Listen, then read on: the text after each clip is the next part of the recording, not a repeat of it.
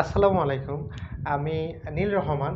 আজকে আমি আপনাদের সাথে নতুন একটা সিরিজ শুরু করতে যাচ্ছি। এইটা হচ্ছে যে ম্যাথের যে প্রশ্নগুলো আমরা শুধু প্রশ্ন দেখেই অ্যান্সার সলভ করব। কোনো প্রকার সূত্র, কোনো প্রকার রুলস, কোনো প্রকার নিয়ম ফলো না করে শুধু প্রশ্নটা দেখেই আমরা যেন অ্যান্সার করতে পারি এই জাতীয় যতগুলো ম্যাথ আছে প্রায় ৭০টা রুলস নিয়ে আমি আপনাদের সাথে হাজির হব। তো এই রুলসের প্রথম পর্বটা আজকে আমি বীজগাণিতিক রাশি থেকে সিলেক্ট করছি। এখন প্রায়শই আমাদের এই প্রশ্নগুলো দেখি কিন্তু এগুলোকে আমাদেরকে বিশাল একটা ক্যালকুলেশন করতে হয়। সো আমি আজকে এমন কিছু কিছু ট্রিক্স দেখাবো, আজকে থেকে শুরু করতেছি পর্বটা।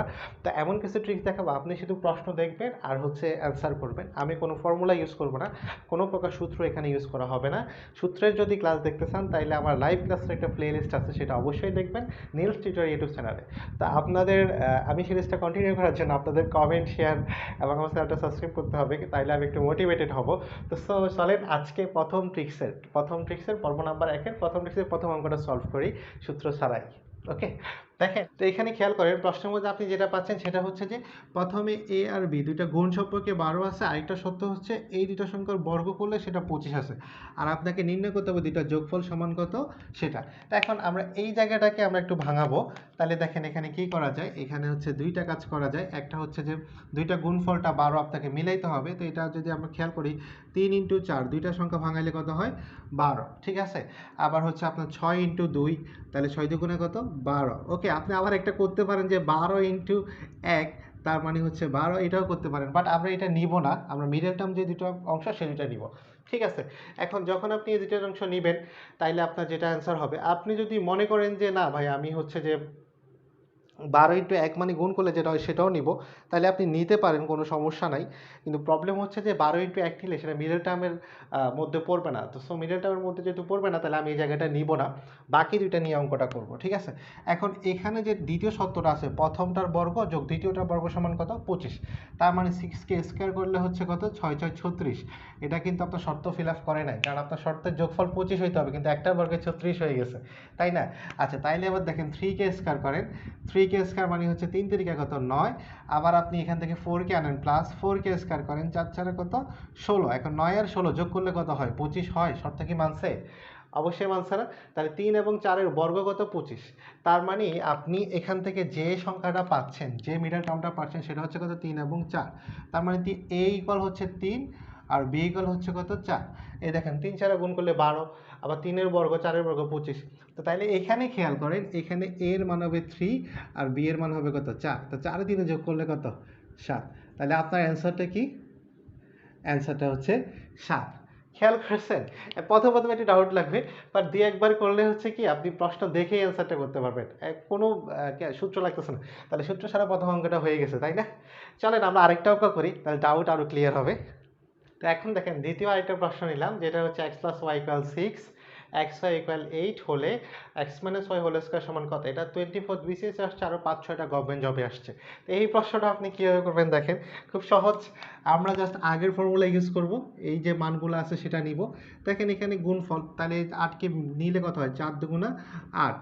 8 তো হচ্ছে না, 8 একে 8 ওইটা নেওয়ার দরকার নাই, 4 দুগুণা কত 8, 8 তো হচ্ছে না, তাই না। এবং এটা ইজিলি হয়ে গেছে, খেয়াল করছেন। 4 আর 2 যদি যোগ করি তাহলে যোগফল কত 6, দ্বিতীয় শর্তটা মানছে। খেয়াল করেন 4 আর 2 যোগ করলাম 6, তার মানে আপনার x এর মান হচ্ছে 4 আর y এর মান হচ্ছে কত 2, ঠিক আছে। এন্ড আপনাকে যে নির্ণয় করতে হবে যে x minus y whole square, তার মানে 4 মাইনাস 2 হোল স্কয়ার, তার মানে হচ্ছে 2 হোল স্কয়ার ইকুয়াল কত 4। তাহলে আপনার অ্যান্সার হচ্ছে কত 4। অঙ্কটা ইজিলি হয়ে যাবে, কোনো সূত্র অ্যাপ্লাই করার দরকার নাই কিন্তু, ঠিক আছে। দেখছেন এই যে কত সহজে অঙ্কগুলো করা যায়। জাস্ট আজকে থেকে আমরা ট্রিক্সে চলে যাব, বাকি অঙ্কগুলো না করে। তো চলেন আরেকটা অঙ্ক সলভ করি, তাহলে পুরো ডাউট শেষ হয়ে যাবে। দেখেন এটা 19 সালে প্রাথমিক বিদ্যালয় প্রাথমিক যে নিয়োগ পরীক্ষা সেখানে আসছিল প্রশ্নটা। দেখেন এখানে দেওয়া আছে x plus y equal 70, x y equal 60 হলে এক্স মাইনাস ওয়াই এর মান কত। তা আপনি অ্যাজ ইউজুয়াল ভাঙান, এখানে 60কে ভাঙাইলে আমরা কত কত পাচ্ছি।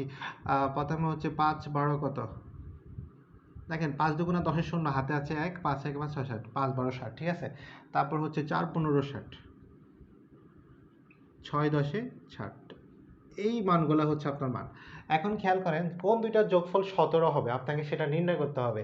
দেখেন 6 আর 10 যোগ করলেন, 6 আর 10 যোগ করলেন 16, এটা শর্ত মানে নাই। 15 আর 4 যোগ করলেন 19, এটাও শর্ত মানে নাই। তাহলে 5 আর 12 যোগ করলে কত? 17। খেয়াল করছেন? তার মানে 5 আর 12 যোগ করলে যেহেতু 17 হয়, তার মানে এখানে একটা এক্স হবে, একটা ওয়াই হবে। আর আপনাকে একটা জিনিস খেয়াল করতে হবে, আপনার এক্সটা বড়, বড় থেকে কিন্তু ছোট সংখ্যাটা বিয়োগ করা হয়েছে। তো সো আপনি এক্স ইকুয়াল এখানে পাচ্ছেন কত? 12, আর ওয়াই ইকুয়াল কত পাচ্ছেন? 5। ওকে, তো তাহলে আপনার অ্যান্সার কি হবে? 12 মাইনাস 5 সমান কত? 7। তাহলে আপনার অ্যান্সার হচ্ছে 7।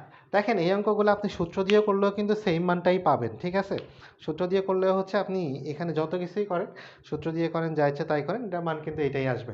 তো সো এইটার 1 সেকেন্ডে আপনি অঙ্কগুলো করতে পারতেছেন। 5 12 60, 12 আর 5 যোগ করলে প্রথমটাই আছে, বাকিগুলো করারই দরকার নাই। তা আশা করতেছি যে আজকের ট্রিক্সটা ভালো লাগছে। এরকম 70 থেকে 75টা ট্রিক্স দিব, যেটাতে আপনি আমাদের চাকরির আশা অনেকগুলো অঙ্ক আমরা পেরে যাব।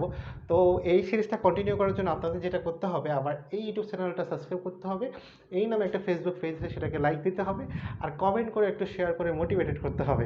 তাইলে আমি সিরিজটা কন্টিনিউ করবো। এরকম মজার 75টা ট্রিক্স নিয়ে আসলে, 75টা ট্রিক্স আপনি প্র্যাকটিস করলে আশা করি যে ম্যাথের আপনি প্রায় 80 থেকে 90% অ্যান্সার করে ফেলতে পারবেন। তো আজকের জন্য আল্লাহ হাফেজ। সবাইকে সাথে থাকার জন্য ধন্যবাদ। আসসালামু আলাইকুম।